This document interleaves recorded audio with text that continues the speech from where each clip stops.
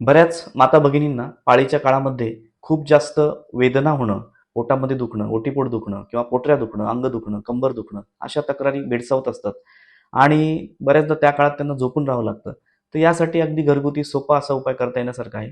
तर त्यामध्ये साधारणपणे 1 चमचा न भाजलेले जिरे, कच्चे जिरे, त्यामध्ये हिंग 2 ते 3 चिमूट, तूप साधारणपणे अर्धा ते 1 चमचा, सैंधव मीठ साधारणपणे अर्धा ते 1 चमचा हे चांगलं मिक्स करा आणि गरम पाण्याबरोबर ते घ्या.